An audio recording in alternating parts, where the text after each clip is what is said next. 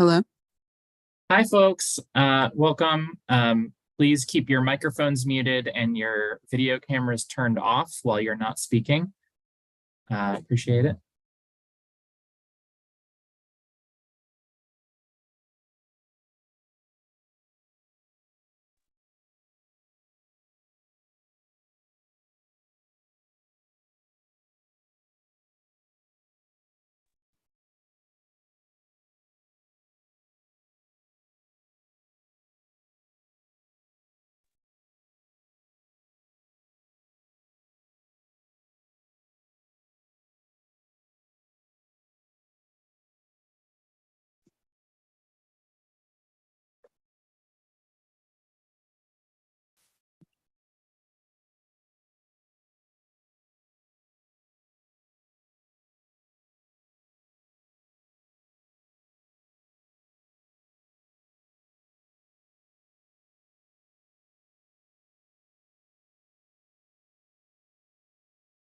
Good to go ahead and get started, Flora?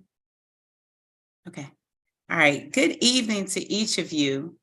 Welcome to the info session on home ownership with Maggie Walker Community Land Trust. We welcome each of you here. Just a few housekeeping rules. Flora went over those moments ago, and we will do introductions. But if you, we want you to utilize the chat. Feel free at moments where we have time for Q&A to come off of mute and ask your questions. Again, you can use either format, but also keep your comments general and not personal. This is something that we stream live and that we put up on YouTube. So we want you to be cognizant of that. If you do have personal questions or something specific to you and your case, please feel free to reach out to us, and either one of us, and our email address will be at the end of this presentation. So let me start off by introducing myself. I guess I should have done that first, but I am Candace Turner. I am the Director of Home Ownership with Maggie Walker Community Land Trust. And I will allow my colleagues to introduce themselves, starting with Flora. Hi, folks. My name is Flora Valdez-Tepena. I am the Communications Coordinator for Maggie Walker CLT. I handle all of our digital communications with website, social media, as well as our Zoom account and the events that we host. So it's good to see all y'all here. I'll be helping out with I'll be, reading questions off the chat and doing behind the scenes stuff.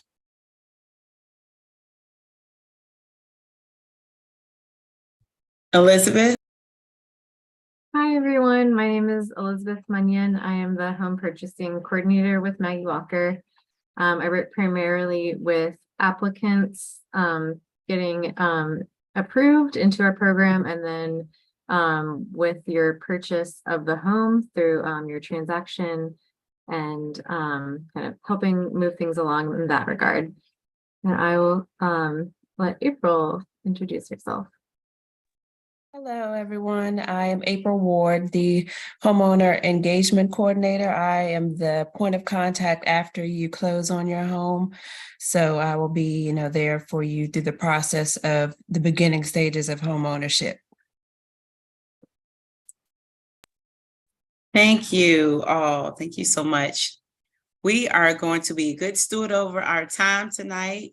So we'll get through this presentation. And again, there will be time for you to ask questions as well. So we've done the introductions. I want to, before we get started, introduce you guys to some housing resources that we have. And what you'll see listed, Catholic Charities is a credit counseling organization. You all may be familiar with them. Their email address and contact information by phone is listed, also with the housing resource line. So just to give you a little background of Catholic Charities, they will work with you in budgeting. So looking at your income, your expenses, your debt to income ratio, and work with you to get you ready, right? To determine if you're ready right now, or if there's some things that you can work on to pay off so that you can have a better outcome. So that's what the credit counseling organization, Catholic Charities, does. And then we have the housing resource line. So they will give you resources not only towards home ownership, but if there are some questions that you have, or you're facing some housing instability, that would be a line that you can call and they can answer your questions there as well. Next slide, please. Okay, so we want to discuss a few things tonight. Hopefully we will answer any additional questions that you have, but we'll talk about what a CLT is. You'll see a lot of acronyms tonight. CLT stands for Community Land Trust. I believe someone may be off mute, so if you could mute your phone, thank you. Also, we'll go over a little bit more about how ownership in a CLT happens and how this is different from renting, as well as getting a home on the conventional market. And then we will talk about how to apply to our program. Next slide, please. So we told you guys a little bit about us. We also want to know who is here, who's in the room, and you should have had a survey to pop up on your screen. This is not a test. We'll have a few surveys or questionnaires, if you will, to pop up. This just allows us to know who's with us tonight and also how we can best meet your needs. So if you could answer that, we would appreciate it. Also, feel free to put that in the chat as well. I do want to take a moment just to recognize some of our partners who are on the call. I know Jen Cox is here and some of our lenders as well. If you would all like to introduce yourselves. Hi, I am Mary White with Town Bank Mortgage, and it's great to be here with everybody. I've been working with Maggie Walker since you all first started in this process, and it's a great program. And I think that this year I've already closed on 4 with a 5th in process. Thank you, Mary. Good evening, everyone. I am Jan with Jan Cox Realty. I work as the exclusive realtor with the MWCLT. I assist with listing and also on the selling side of the transaction. Thank you, Jan. And did I see Tanya? Yes, I'm Tanya Irizarry. I'm with Department of Commerce Federal Credit Union, and I am also one of the lenders that is available for the Walker and Trust. I welcome all of you to the call and look forward to hearing what you guys have for questions, and I will put my information in the chat. Thank you, Tanya. So it looks like a large majority of us here tonight are interested in purchasing a home. We have some involved in affordable housing, some interested citizens, and realtors on the call. So we thank you and welcome all of you. Thank you. I don't know if it's Rachel or Restell. I apologize if I'm pronouncing your name incorrectly. But thank you for putting that in the chat. Glad to have you here. You're welcome. It's Rachel. Yeah. Thank you. Rachel, thank you for the correction. You're welcome. Names are important, so this is for anyone on the call. If I pronounce your name incorrectly, please do correct me. Okay, next slide, please. So we want to talk about what is exciting about home ownership. What excites you about home ownership? Please feel free to use the chat or come off mute.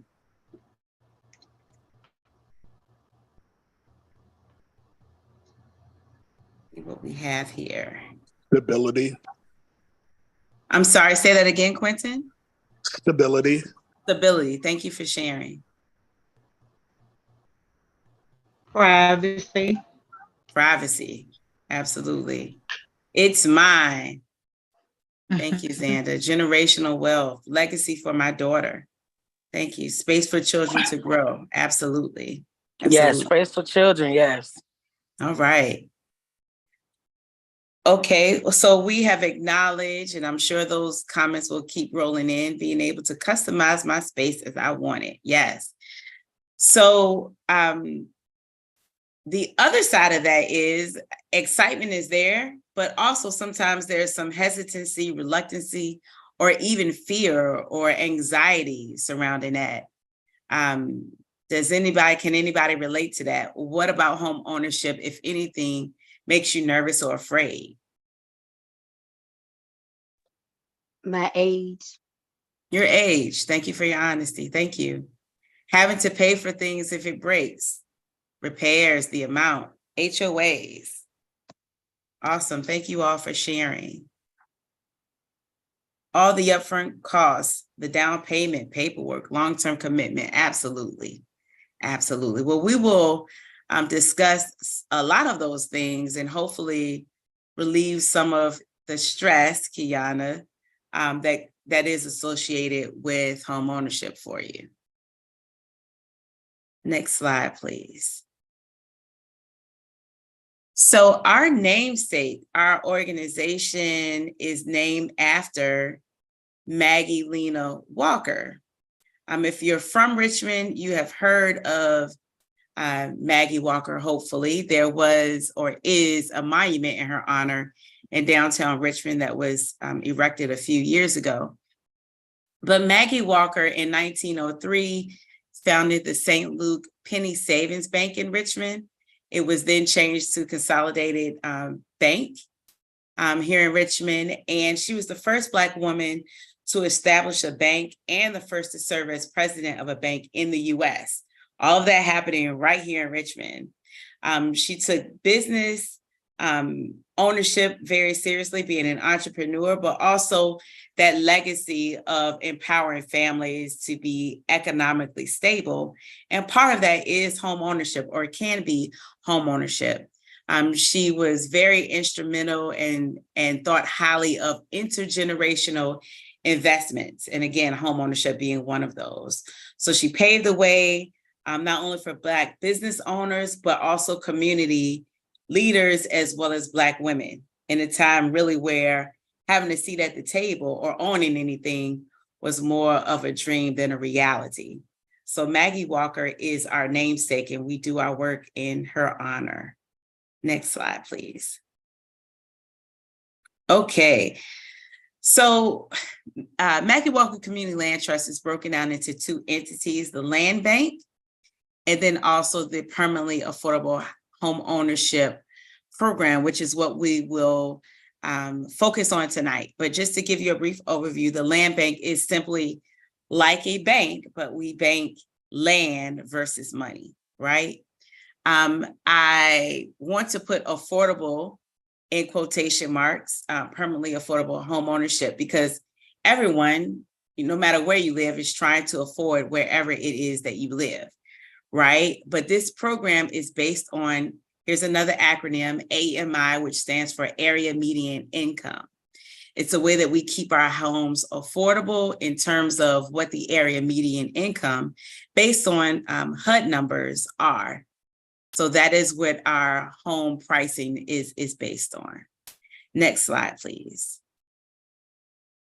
So we'll talk about what a community land trust is. CLT, remember that, community land trust.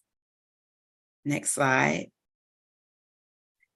So community land trust, even though we're hearing a little bit more about it now, it is not a new entity. The first US CLT, which was called New Communities Incorporated, started off as a grassroots organization and movement that evolved out of the civil rights movement in the South.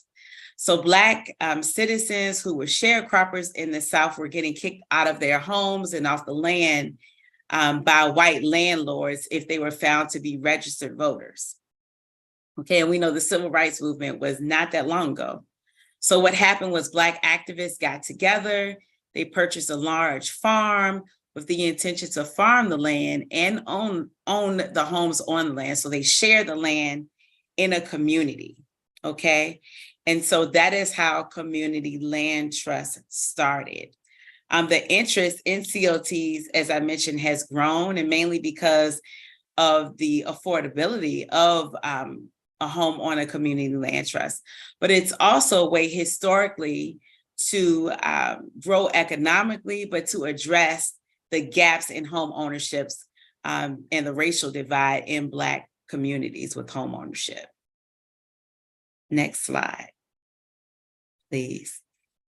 Okay, so we've talked a little bit about the history of community land trusts, but it's important to also note that community land trusts are nonprofit organizations. They're community-based and they're designed to steward the land, okay? So they are primarily used to ensure long-term housing affordability. What does that mean? It means that if you purchase a home through a community land trust, and 5 years or a year or 10 years or 20 years down the line, whenever, and let me preface this, you don't have to sell, right?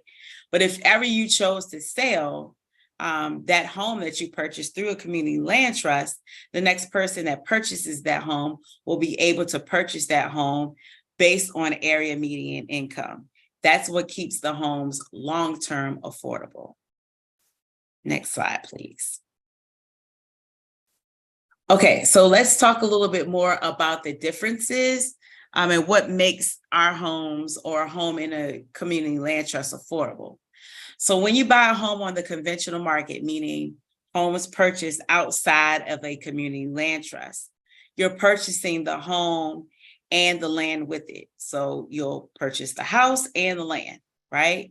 What makes a home in our program or any CLT, again, community land trust home, different is that you purchase the house at a subsidized rate and the land remains in the trust. So you lease the land and you use it the same way that anyone else would.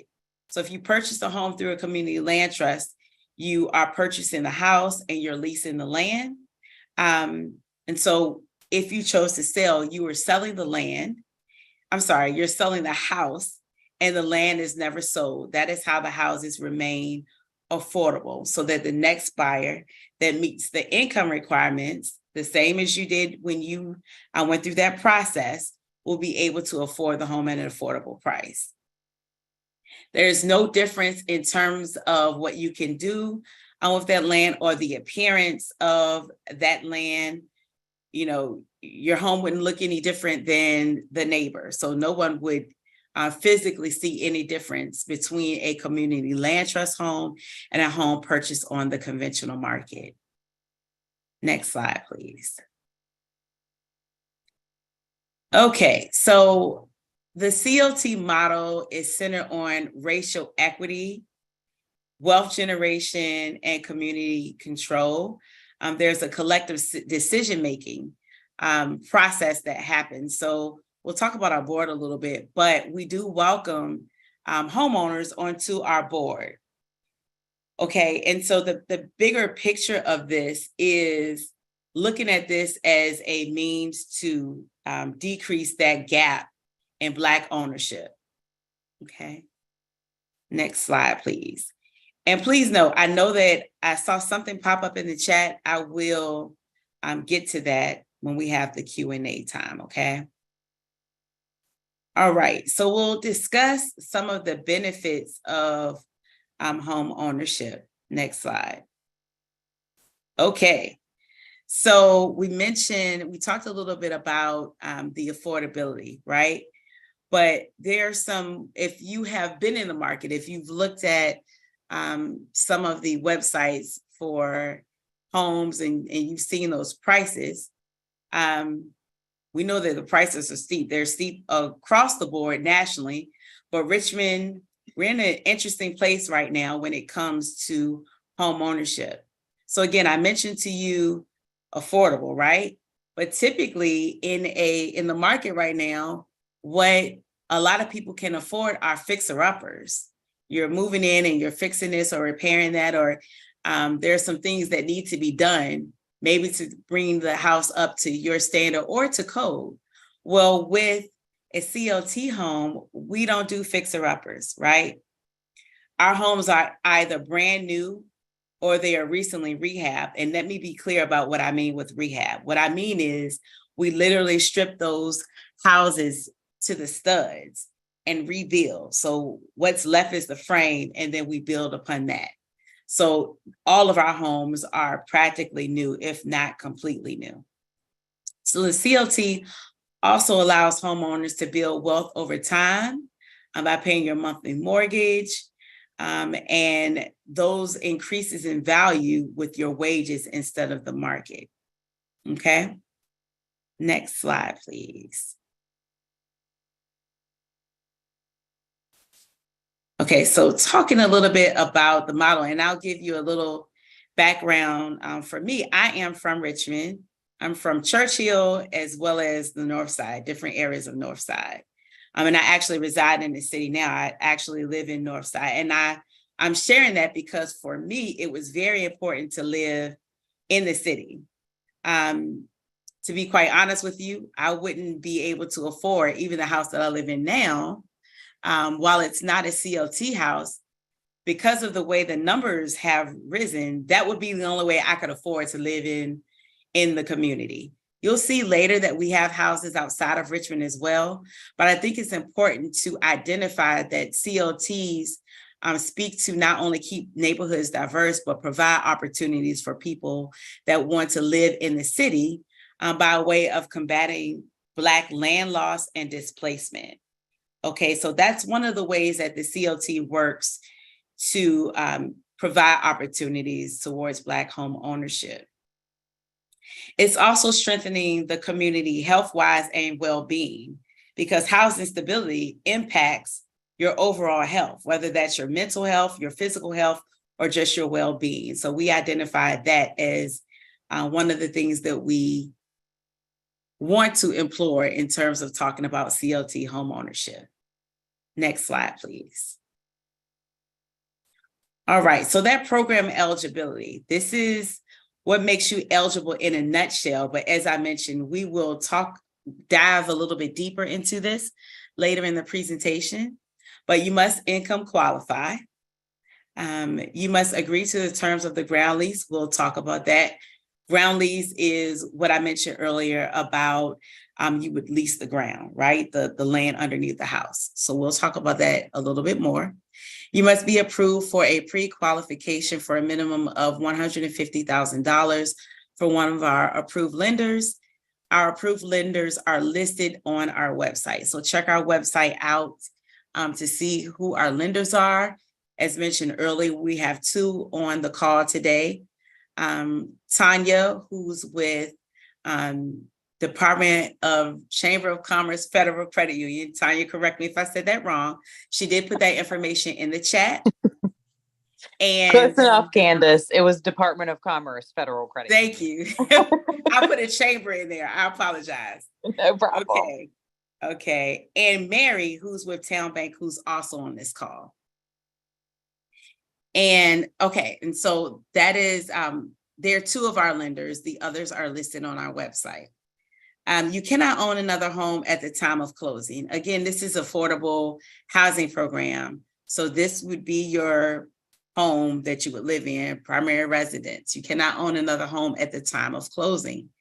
You cannot have assets more than or equivalent to 25% of the unsubsidized sale price of the home. So 25%, you can't have assets more than 25% of the price of the home, okay? Next slide, please. Okay. So what you have listed here is the HUD numbers. We didn't make this up. This is Housing and Urban Development HUD standard numbers for 80% AMI. AMI again is area median income, and 115% AMI. Our homes that we have available right now are in the 80% AMI and under. We do not have any homes available right now in the 115 program. So what you're looking at is you cannot make more than the numbers that are listed, okay? So most of the people that are in our program are making below, right? Of course, below these numbers. But I'm mentioning this because I don't want you to count yourself out because these numbers look a certain way, okay? So thank you, Mary, for putting your information in the chat as well. I don't want you to count yourself out. These are at the top of what someone in the program can make. You cannot make above these numbers considering the household size. Okay, next slide, please. Here's a map of where we have homes, either right now or coming available. Okay, so you'll see different parts of Richmond. You'll see different parts of Chesterfield and Henrico. What's off to your right with the green bubble that says Ettrick, that is a subdivision that we're really excited about coming up. And that subdivision is right on the line of Chesterfield and Petersburg. Yeah, we broke ground, I believe it's been a year, but we're still in the development stages of that. Excuse me. Next slide, please. Okay, so we'll talk a little bit more about how the program works. And April, can you pick up a little bit and talk about the ground lease, please? Yes. All righty. So most of the program is shaped by the ground lease. So we are going to go over a few basics for that ground lease. It's a legal document that restricts the price that the home can be resold at and ensures that the home remains affordable for at least 99 years. That's intended to go beyond your life and probably that of your children. Now, it's fully inheritable, so your home can be passed down to anyone via your will or heirs by state law. The MWCLT provides wills for all home buyers during the closing process free of charge, FYI. So if your heirs choose to live in the home as their full-time residents, they will have that option starting a new ground lease. If your heirs don't want to live in the house, then they can sell it and get the same proceeds from the sale as they would have if you had sold the home before you passed away. The ground lease is a fee of $100 a year, and you will be invoiced directly from MWCLT 4 times a year. You can either pay the lease in one chunk of $100 or quarterly payments of $25. The board of directors can raise that ground lease fee amount any year ending in 0 or 5, but they are limited into how much they can increase it. They're only allowed to increase it by the same rate as the increase in the consumer price index, and it can never exceed $250 a year. Next slide. The MWCLT is run by a board of directors that's composed of 1/3 homeowners, 1/3 public members, and 1/3 community members. So if you're considering home ownership with us, I hope you would consider joining the board and serving on one of the committees that advises the board in their decision-making. Next slide. What is unique about CLT home ownership? So number one, it must be your primary residence. For example, let's say you meet someone and you decide to move in with them, you will need to sell your MWCLT home so that the opportunity for another family can come own the home. You can't turn it into an investment property and rent it out. There are exceptions to the rule made on a case-by-case basis by the board. Some examples include military deployment or family situations that require you to be out of the home for an extended period of time. Renovations must be approved. You can move into your house, paint it, make changes to the hardware, light fixtures, etc. You can hang your TV, install shelving. You can put in a fence and get a shed on skids only. Renovations generally anything that requires a permit, from your local jurisdiction. So that's when you'll need that approval. So if you plan on like taking down a wall, putting up a deck, which requires a permit, then that's the time that you have to get approval. The things you have to get approval for. There are a couple of reasons for this. We want to make sure that anything done to the home is done well and will be safe for future homeowners. But we want to make sure that any renovations are going to serve future homeowners just like it did for you. So just make sure you get that permit correct before you do the work and let the CLT know that you're going to do that work. You will build equity in the home. You will build equity from your down payment, your monthly mortgage payment, and your home's increase in value, which is based on wages instead of the market. And we'll go through an example of this in a little bit. Next slide. Do we have any questions? Jen, would you like to tell us about this home here on this picture? Yes, thank you, April. You're welcome. This is our first home that was developed in the Carytown community. It is a 2-bedroom, 2-bath, and it listed for $168,000. This home has upgrades galore. It comes with stainless steel appliances, washer and dryer, hardwood flooring, and also it has the front and rear porch. And let's see, I think it's so many upgrades, I don't want to leave anything off. And it also has tile bathrooms. So there's 2 full bathrooms. This home was also a part of our Richmond Land Bank program. And one of our partner lenders who's on the line, Ms. Mary White, assisted in this transaction.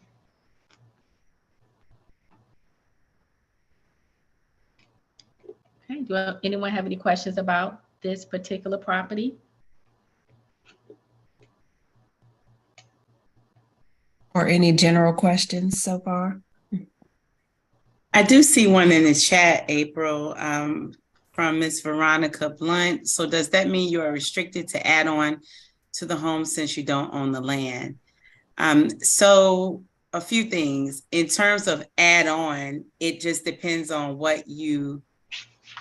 what's being added on. As April mentioned earlier, if you want to put a shed on the house or anything like that, a shed, there's a certain size that is allowable. Anything other than that, it's not so much that it is a no, but we have to take those requests to the board because that is you would need a permit for anything greater than that. So like a fence or a shed, we definitely still need to know because we need to know the changes that are being made. But if you're talking about adding on another bedroom or something like that, another restroom or anything like that, those would need board approval before something like that could happen. Thank you so much. You answered my question. I wanted to know if you could add a bathroom or a garage. Thank you. Absolutely. Just FYI, most of our homes, and we encourage you all to go online again to that website. The application is there, but you'll also see homes that have sold in the past, right? All of the homes that we've sold. And most of the homes are 3 bedrooms, 2.5 baths. We have some smaller right now and throughout, but for the most part, they're 3 bedrooms, 2.5 baths. And we don't have any that have garages right now. There are some questions in the chat, Candace, if you'd like me to read them out. Yeah, sure. Thank you, Flora. So Janae asked, are there other options should you not qualify for this program, for example, rent to own? Good question. So, and April may be able to speak a little bit more to that, but we do have a lease to own program. It is a pilot program. And that program right now start off with 4 properties, which all are occupied. Well, let me put it this way. All are occupied and most have sold and are not available. So we're not clear right now as to if we would add homes into that program. But right now, we don't have any availability in that program as of right now, today. Yeah, and you would still need to qualify income wise for that program. So if right now, if you're looking at those income limits and you are over the 80% AMI, then it probably wouldn't work for the bridge program. Thank you, April. Couple other questions. Malia asked, just to make sure I understand, you can't rent the home out even after living in it for a few years. No, it has to be your primary residence.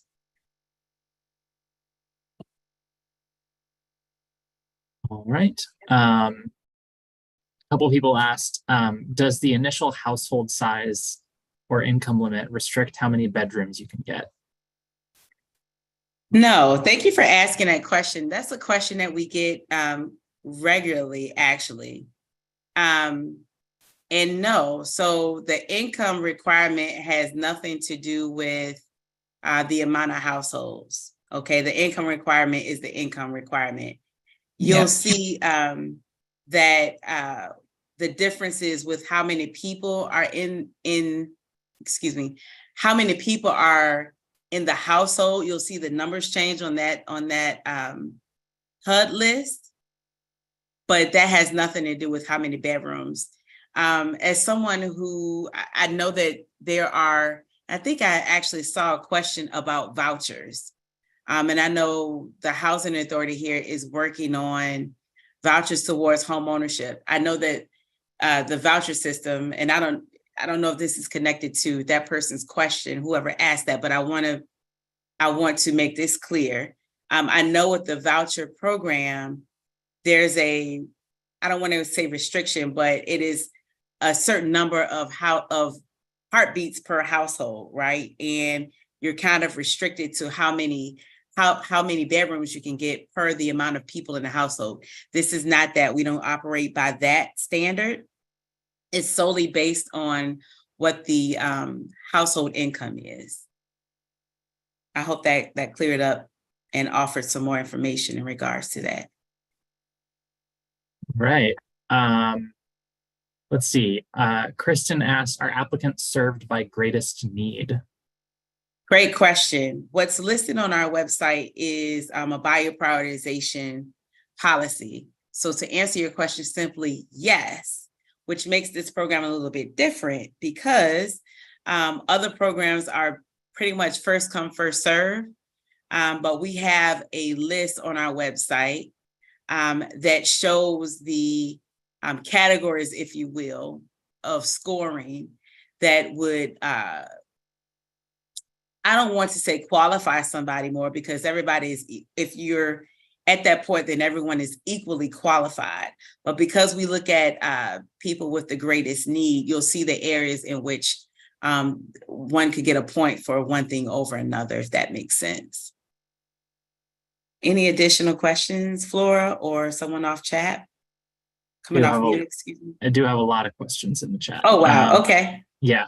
Someone asked, how often do you get 3-bedroom, 2-bath homes? I can answer that by saying I would probably say like 2 out of every third, like 2/3 of all our homes are 3-bedroom, 2-bath. So like a pretty good amount of them. Someone asks, how long is the wait for a home generally? It's a good question. And I can't give you a time frame on that. So what I'm seeing, and I know Flora is going to read the questions for me, but somewhere I saw, I guess you just answered that, Flora, and I'm connecting the two questions. Advantage of housing, could you still take advantage of housing grants and such as first-time home buyer? Yes, absolutely. Here's the thing. Let's just say one of the organizations that we that persons or participants in our program, which I like to call family members, take part in is Housing Opportunities May Equal Home, that they have down payment assistance, okay? So that right there, if you take advantage of that, and you should, if you take advantage of that, and you should, I'm saying that twice, that's going to be 45 to 60 days right there. Okay, that's their process. And so if you're thinking about home buying and you want that down payment assistance, you need to think of that timeline. So I know sometimes people, when their lease is up, they're ready to buy and they are trying to move right in from a lease being up. This isn't a quick process. I'll be honest with you. It is you have to employ some patience with this. So in terms of that wait list, it's hard for me to answer that because there are people on our wait list that are looking for something specific. They may want to be in a specific area. They may want a specific style of house. So it really is, and we'll talk about the process a little bit, how one would come upon our houses, but I can't really give you a strict time frame because it's contingent upon a lot of factors. But you should say at least 45 to 60 days. Okay, a couple more questions, and then I think we should probably keep going. Sure.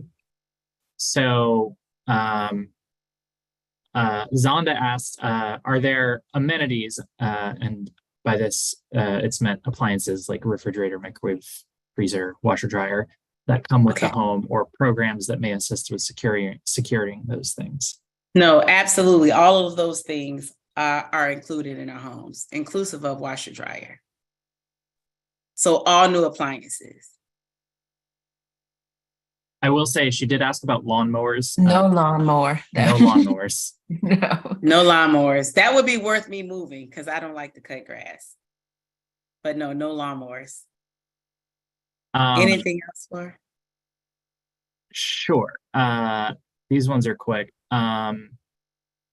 Do you consider previous jobs in terms of income, and how long do you have to be employed? Ooh, good question. That is actually a lender question. And that changes from lender to lender, what that looks like. Really quickly, can we get our lenders to speak to that? Typically, we have to get a 2-year work history. Now, that 2-year work history may include being in school, for example, for a year, finishing up in education, and you come out and you've been a teacher for the last year. In terms of if you've changed jobs and are in completely different careers, we're going to want to see that you've been on your new job for at least 6 months. If you change jobs a whole lot, even in the same line of work in the last 2 years, we may want to see that you've been on your new job for 6 to 12 months just from a stability standpoint. But you're right, Candace, in that very often some of these more technical questions are very specific to the individual situation of each buyer. Thank you, Mary. Tanya, would you like to add anything?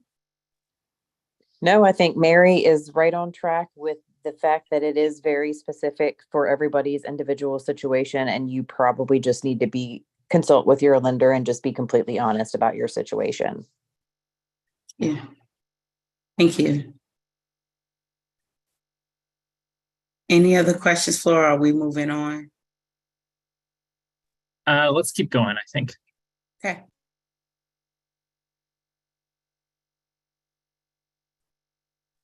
I muted myself. I apologize. If there are any questions, we'll catch you during our next question break. Elizabeth? Okay, I'm going to switch gears a bit, and we're going to talk really about some of the details about the ground lease, and also some details about the resale process when you go to sell your home, amongst just some general things here. So as you already know, when you rent your home, you don't keep any of your rent payment when you move.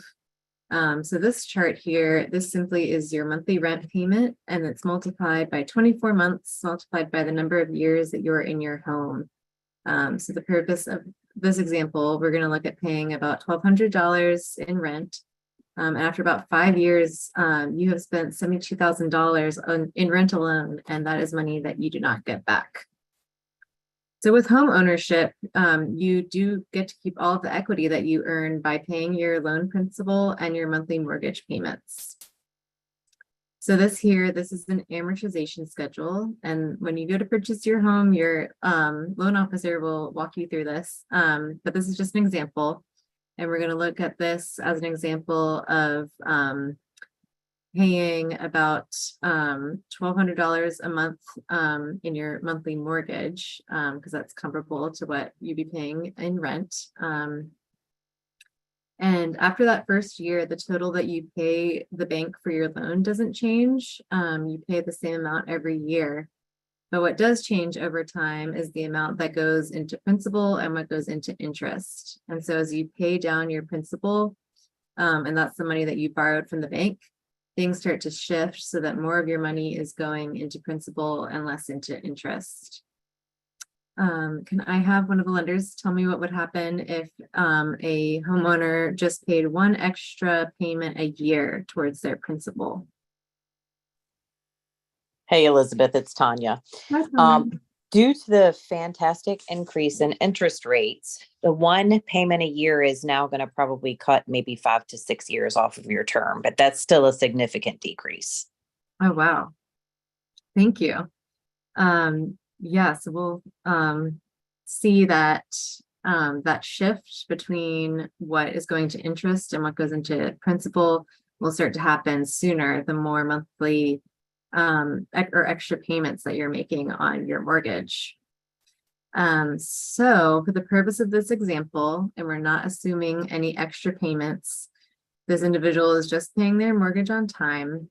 After 5 years, they have accrued $14,709 of equity just by paying their mortgage on time. And if they had gone to sell at any point, this would have $14,709 of equity that they would pay into the house instead of paying rent.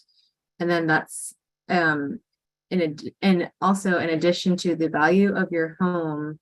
And again, this is based on the increase in the AMI over the 5 years that you've been in your home. But we will talk about that in the next section. And this is the same information, just in a different graphic representation, just showing how your monthly mortgage works. So this big blue box is this is representing what you're paying the bank each month. In year 2, most of your money is going into interest, with about a quarter of that money going into principal. But as we move into year 15 of living in your house, assuming that you're still living there and paying the same monthly mortgage, you have about half of your payment going into interest and half into principal.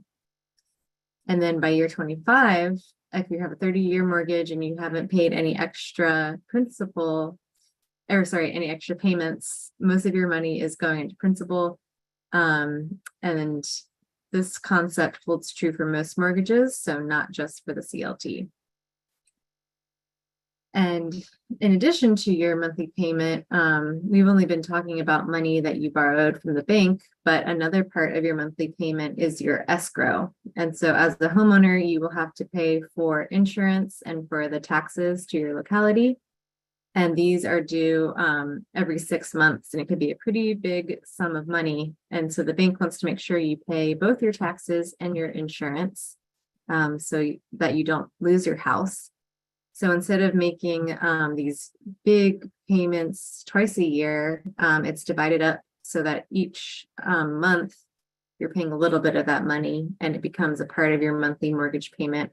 It goes into an escrow account that then the bank uses to pay the insurance company and then to the locality that you live in. So when what you're paying for your loan will not change, the insurance and taxes can fluctuate from year to year. However, they will not have as dramatic of a change as sometimes your rent would over when you have a new lease or they increase your rent every year. Okay, and this is another opportunity for you all to ask questions. And I will have Jen tell us about this property here in Blackwell. Thank you, Elizabeth. This home is located in South Richmond, as Elizabeth mentioned, in our Blackwell community. This charming, spacious home offers 3 bedrooms, 2.5 baths, a laundry room, stainless steel appliances, hardwood flooring, and it's new construction. It sits on a corner lot, and this property was actually sold a few months ago. We listed it for $180,000, and it appraised for about $335,000. And one of our partner lenders who's on the line, Miss Mary White from Town Bank, assisted in this transaction. Thank you, Jen. And Mary, would you like to? You're welcome. I was going to ask Mary, would you like to add anything about the appraisal that came back on this home that was listed at $180,000? The appraisal on this one, I think, came back at like $343,000. So the nice thing is that, at least on paper, it looked like there was enough equity in there that we were able to not have to have any mortgage insurance, which makes a big difference of anywhere from $50 to $100 in the mortgage payment. So that really helped. Thank you both. Are there any questions from anyone in the audience? We do still have a bunch of questions from the chat. Oh, goodness. Let's see. Here.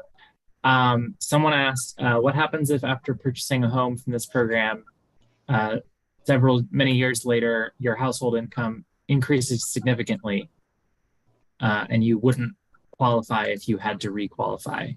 Would you lose your home? No. So the only point that we will look at your income, and that it matters if you're under this, the income limits, is when you're purchasing your home. Like when you're entering that program, and then we will also make sure when you are under contract that you still are within those income limits. But after you own your home, we do not re-income qualify you. We want you to succeed. We want you to get that promotion. We do not look into your finances after that. All right. And then someone else had this question. If multiple adults are moving into the home, does that factor into the income restriction? Yes, it will. So we'll need to look at any income that's coming into the household. Anyone over the age of 18, unless you're a full-time student, we would need any proof of any income for you as well. So it does influence the amount of money versus if you were just one parent with multiple children. Right. And there is someone had a question if disability counted as income towards the program, and April answered in the chat already, but yes, it does count as income. Thanks, April. Let's see. Some folks asked, are the homes ADA compliant? We have had one in the past that was completely ADA compliant.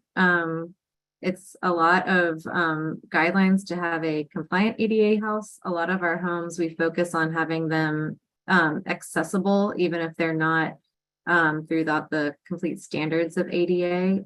We do have a number of homes that are 1-story with like a walk-in shower. But at this point, we only have one home that's fully ADA compliant. I hope that answers the question. And let me speak on that as well. Veronica, I see you asked about the ADA compliancy and do they ever build one-level ranches for seniors? We do have one-level homes in the Randolph community, and Ettrick is all one level. I will say that while, as Elizabeth mentioned, we have had a unit that is, or home that is ADA compliant, we are exploring options to see how we can better navigate that as well. But also, some of our homes like Ettrick will use universal build, which means while it is not ADA compliant, there are wider doorways for somebody that ambulates a little bit differently. There are or will be walk-in showers for someone that may need a little bit more space. So with in mind that while it is not ADA compliant, it's a universal build that allows for someone who doesn't ambulate as a full able-bodied person.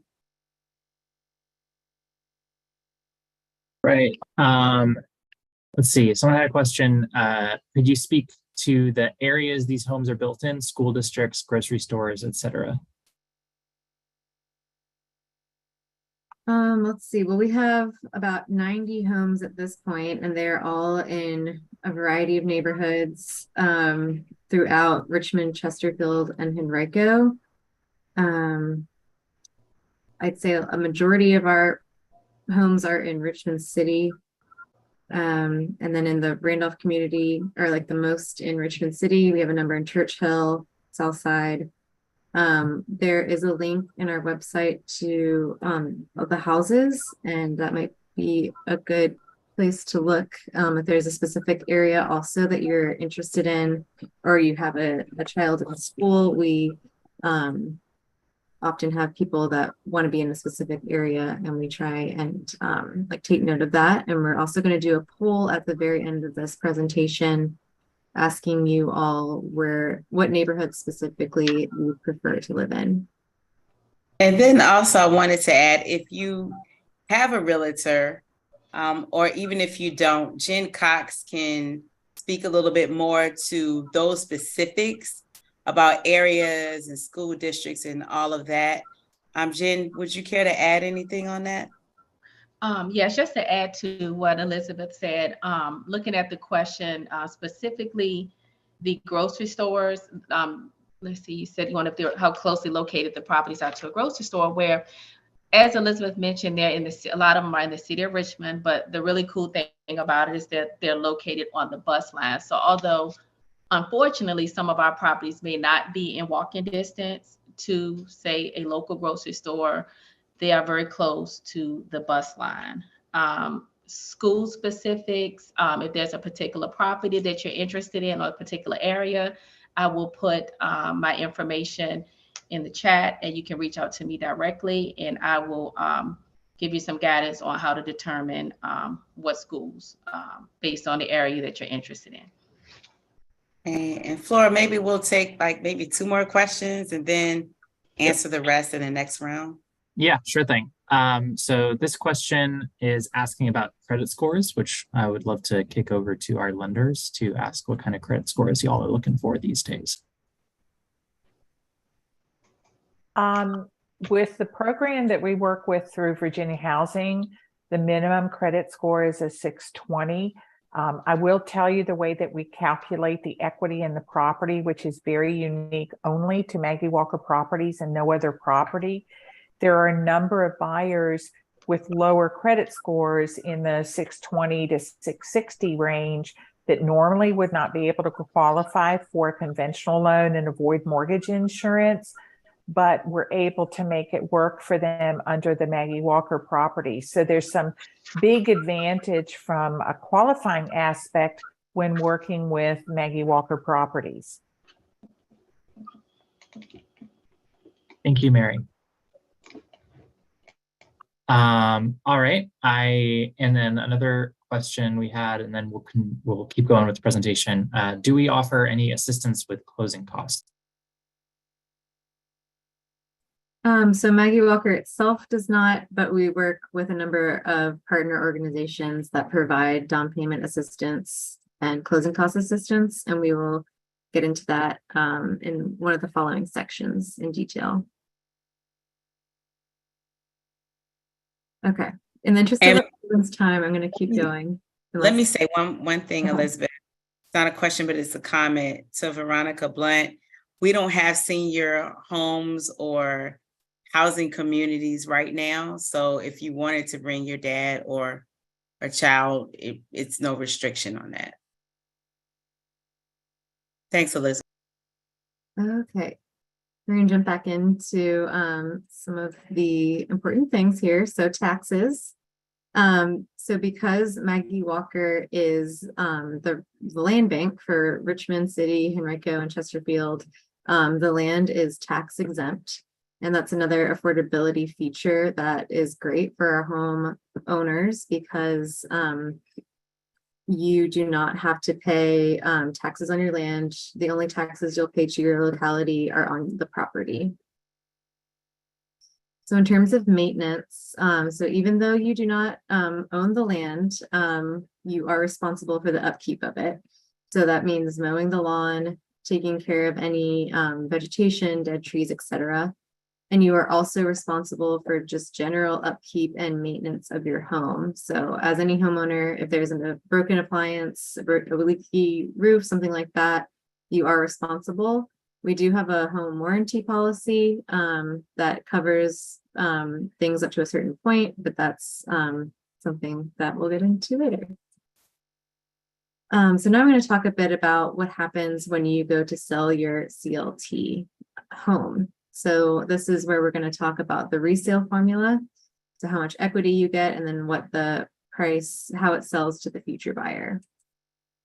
So when you go to sell your home, you are entitled to get back your cash equity, and that includes your down payment, your earned equity. So that is the loan principal that you paid off by just making your monthly mortgage payments.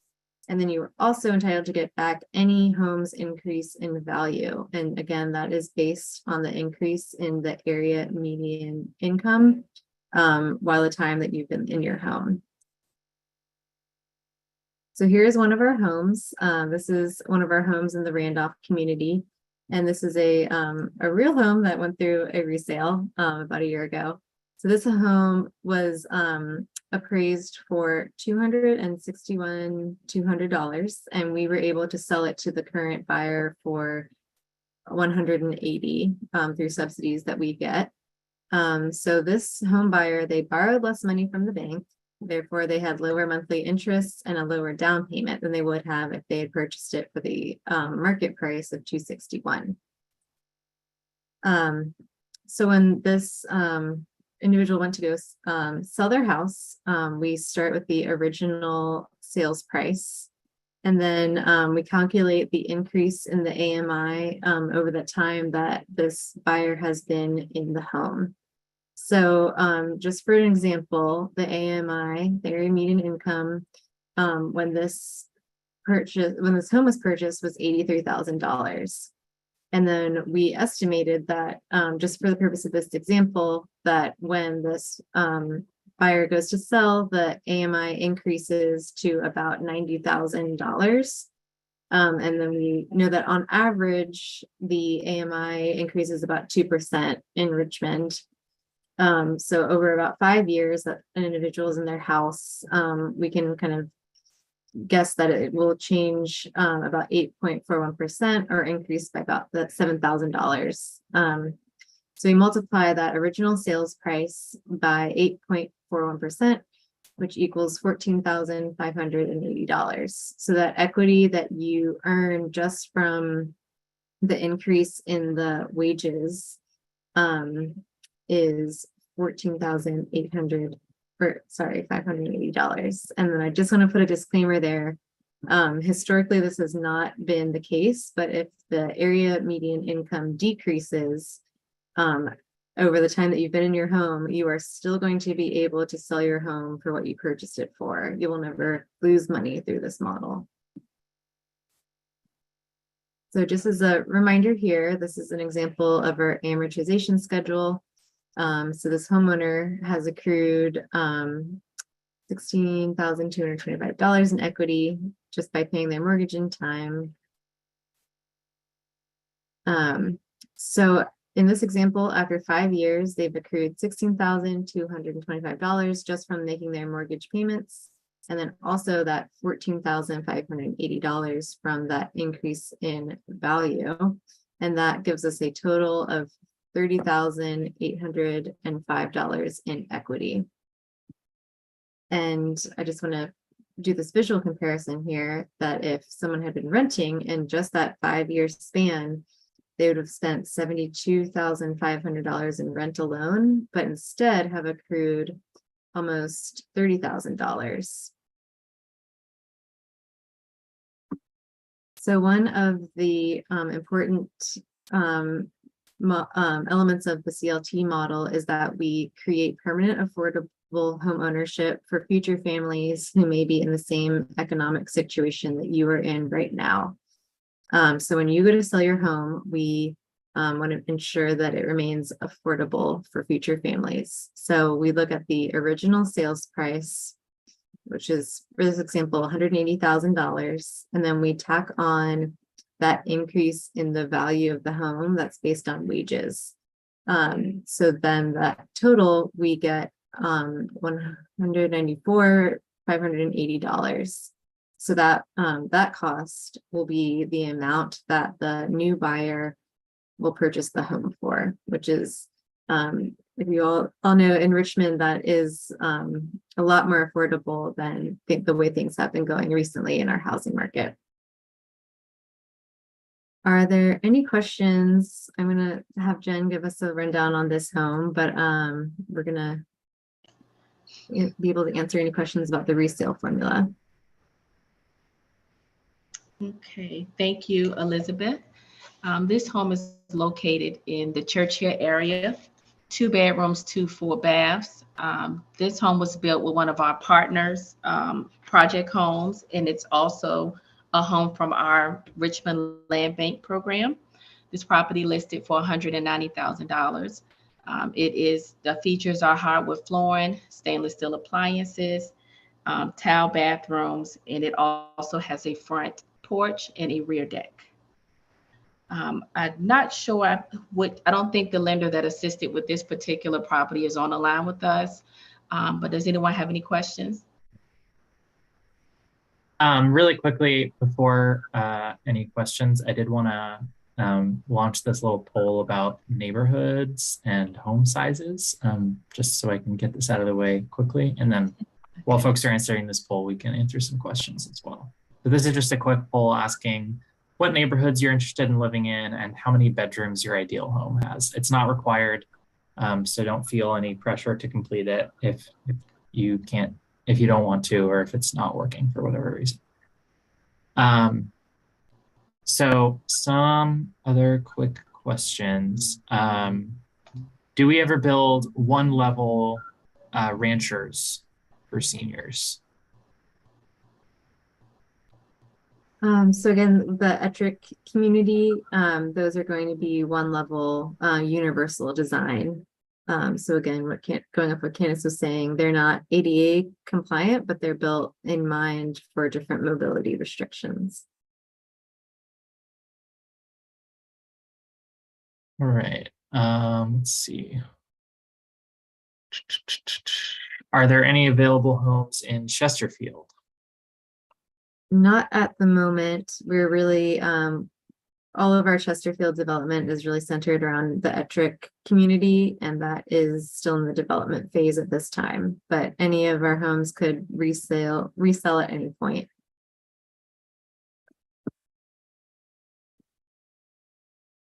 All right, and a couple other people asked about homes in Henrico County, how often those come about, and also the status of the Ettrick homes. So for Henrico, we have 2 that are under development right now. But besides those 2, at this moment, we don't have any that are close. We have some of our subdivisions in Verona. That's years away at this point, unfortunately. But again, any of those homes could have a resale at any time. And then in terms of Ettrick, Candace, would you like to give us an update on Ettrick? Yeah, so we broke ground on Ettrick about a year ago. That subdivision, as Elizabeth mentioned, is all 1 story. There are 3 bedrooms, 2.5 baths. It's a 10-home subdivision. At the same time, because we broke ground a year ago, we've had interest for over a year. So we haven't sold the homes yet, but there are several people that are interested at this time. Is there a link with the list of all the homes available? So no. And let me explain, and we'll talk a little bit more about that in terms of how one would go about home ownership through us. But very quickly, most of our homes never make the MLS. So you probably won't see our homes on like Zillow or realtor.com or those types of websites, because we offer them to our wait list first, or I should say people in our applicant pool. And I'm saying that I want you guys to make a distinction between, I know I said wait list, but that isn't necessarily numbered because again, we don't do first come, first serve basis. It is an applicant pool where people are waiting on whatever it is that they're desiring from us. Did I answer that question, Elizabeth? Yes. Okay. All Any right. other questions? Okay. I think I'm going to go ahead and close this poll since most people seem to have answered. Great. Someone asked, how long can you be on the wait list? That is really up to you. So we have people, as Elizabeth mentioned earlier, that are waiting for something in particular or a particular area. The only thing that we ask is, and again, we'll talk about the process momentarily. The only thing that we ask is that you, if there is something that you're interested in, you will have to update your documentation. And that is inclusive of your letter from the lender. Those letters typically last 90 days. So if you're on that wait list for a while, there are some things that you will have to update, but we don't kick you off the list. You can stay as long as you desire. Okay, so let's move on. Okay, how to apply for an MWCLT home. I don't know if you guys can see this, but we'll go through this list. Okay, so you've done the first part, which is this info session. Okay, so we're appreciative that you are here, find out a little bit more, not just about Maggie Walker Community Land Trust, but about land trust and a different path towards home ownership. So that's step one, you've done that. As I mentioned earlier, there is a list of approved lenders on our website. You want to connect with them. As mentioned, you have 2 that are here tonight and their information is in the chat for you to utilize if you so desire. But you want to get with one of our lenders from approved lenders list, our approved lenders list, again, listed on the website, and they will run the numbers, speak with you about your qualifications, and hopefully provide you with a pre-qualification letter. Okay, the next thing would be to submit an application and to become income qualified. So you'll submit that application, again, listed on the website. That application, the website will tell you all of the documents that you need, okay? So familiarize yourself with that. And again, our information is at the end of this if you have any questions about that. You'll attend a HUD approved class. Okay, we talked a little bit about that. There's some through Virginia Housing as well as Housing Opportunities Made Equal. I encourage you now, even though I'm giving you step by step, a lot of this you can just do it like Nike. Okay, so when it comes to that class, go ahead and sign up for that class as well. Okay, and then once that happens, once you provide all of your documentation, you've gotten your letter, you have taken your class, your course, which you will get a certificate saying that you completed that course. That's part of the packet you want to send to us, part of the application. Then you go into the applicant pool that I discussed earlier, okay? What happens from that point is you will then receive emails from us saying, hey, house at 123 Alphabet Street is available, that email will list, of course, the address and the amount of the house, okay?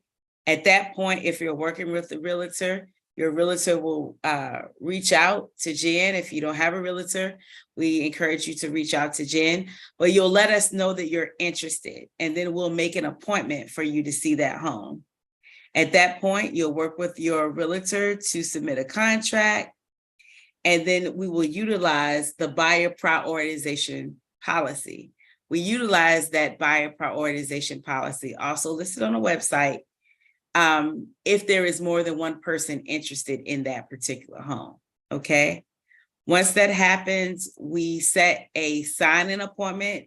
You would work with Jen Cox to do that, you and your realtor, or specifically with Jen Cox to set a appointment to go over your closing documents.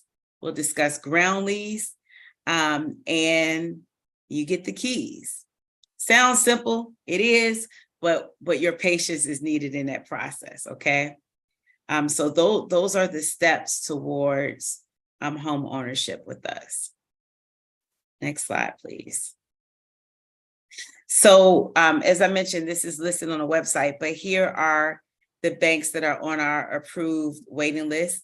Tanya is with the Department of Commerce, FCU, and Mary is with Town Bank Mortgage. And we also work with the other 3 banks that are listed. Next slide. Okay, so the application process. We went through this a moment ago, but I want to give you a list of the things that are needed. So we talked about the process. Now let's talk about some of the specifics about what you need. You need to be qualified for at least $150,000. You'll need 3 months of your most recent pay stubs and or benefits. So that person that mentioned, what if you get disability or Social Security benefits? We want to see your letter from Social Security, that you should be able to go to the Social Security site and download that letter of your benefits from Social Security. Okay, your tax records, if you file taxes, 6 months of bank statements, a HUD-approved home ownership certificate. Someone mentioned if you already have the certificate, you would include that in your packet. Do not send your packet because you are in the process of taking the class. Send your packet in because it takes time for us to go through your documents, and send that certificate when you have that. I will say, in order to be in the applicant pool, we'll need your full package, okay? But go ahead and start sending those things in.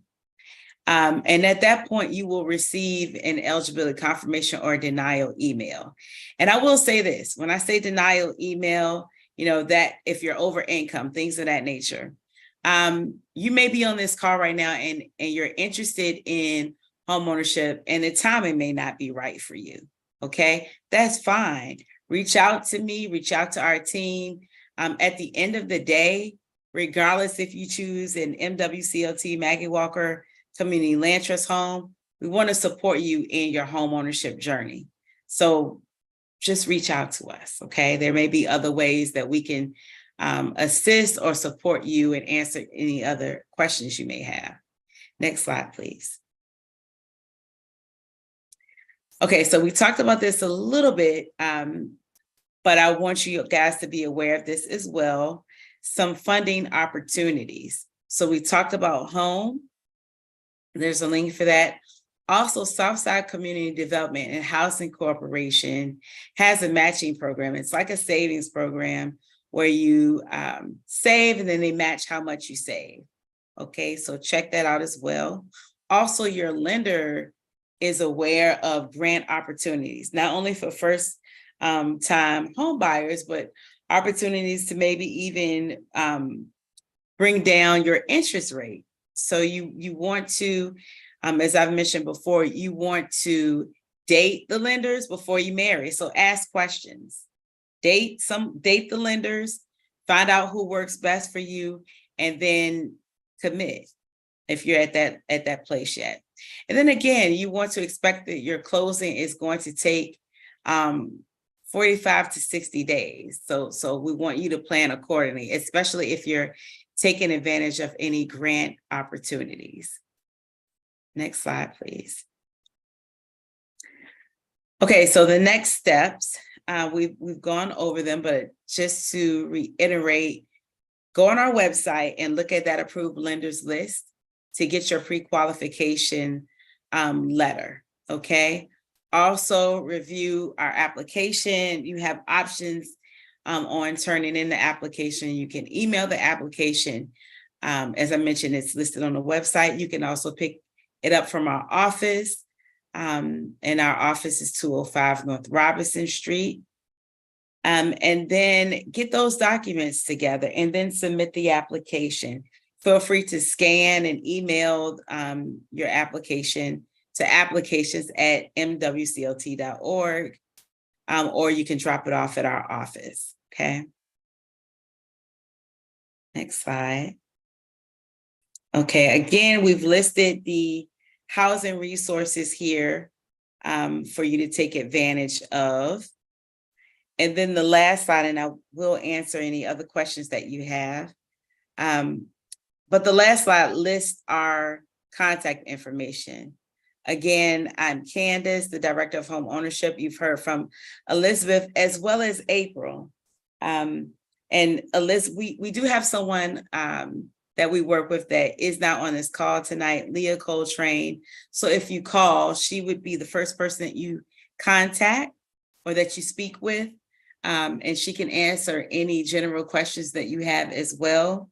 If you put in an application and you get into the applicant pool, Elizabeth will work with you in making sure that you move forward in the process and that everything is in alignment with the requirements. And then April, who's also on our call, will work with you after you've purchased. So we don't leave you. You're part of the family at that point. So if you do decide to purchase through us, any questions that you have about your warranty, I know we mentioned that, but there's a year warranty, and then your appliances have a warranty specifically for them as well. Okay, so April will work with you on anything in that regard as well. Again, I don't know if you've put your information in the chat, Jen Cox, but okay.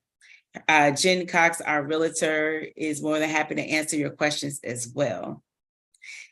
I know we have a closing questionnaire, but at this time, are there any additional questions? Tania, if I've pronounced your name correctly. Not sure if this would apply, but do people use first-time home buyer loans alongside this service? That is a lender question. Mary or Tanya, would you care to answer that? The loans that we use with Maggie Walker, at least at Town Bank, are loan programs through Virginia Housing, which are geared for first-time home buyers. But the loan that's specific for the Maggie Walker properties through Virginia Housing, it is a first-time home buyer program, but it is very unique. And there are a lot of lenders outside of who's been approved that maybe not have access to this particular program, or may not have investors that will purchase programs where you're buying a property on a land trust.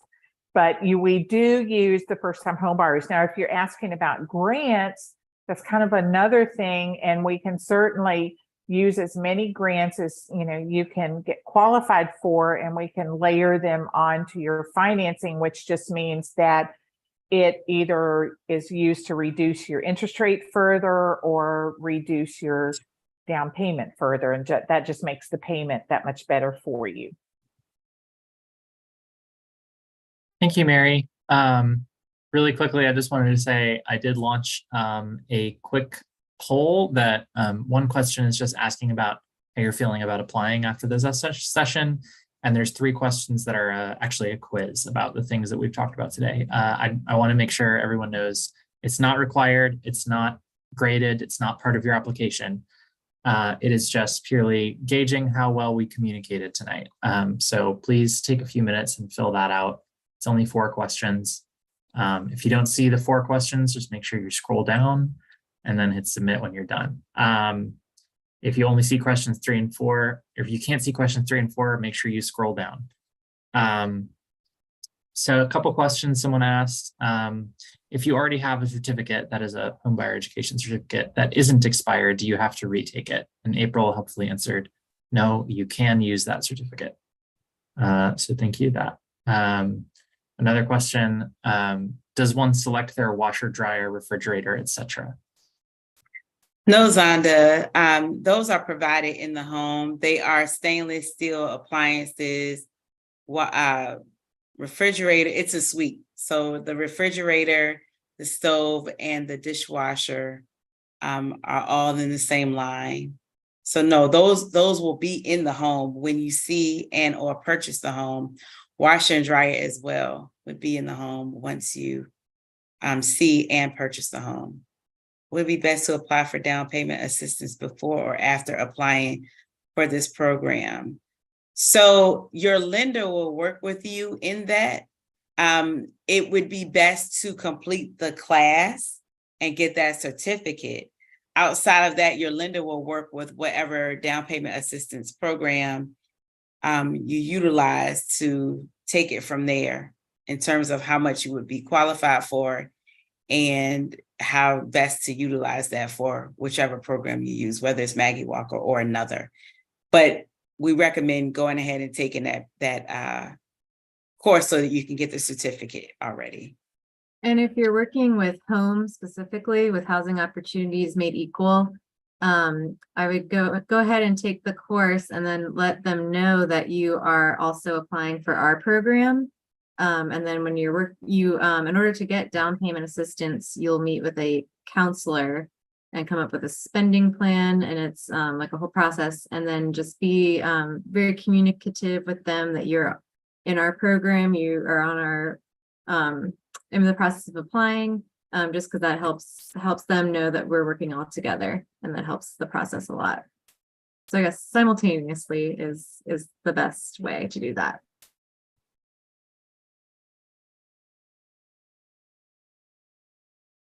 Any additional questions before we review the questionnaire and quiz?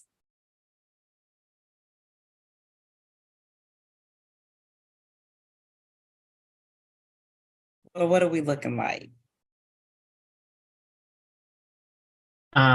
Looks like we got 24 out of like 35 people who've done it so far.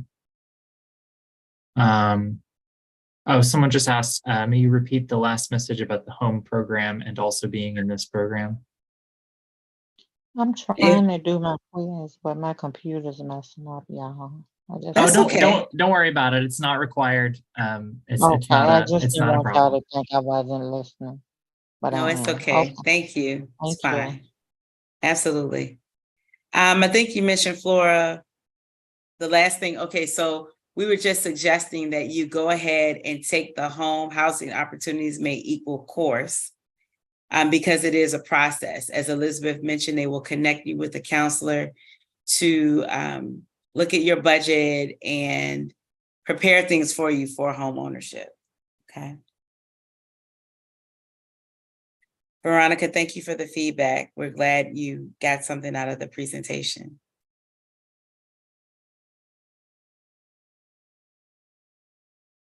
Right. I think I'm satisfied with 25 out of 35.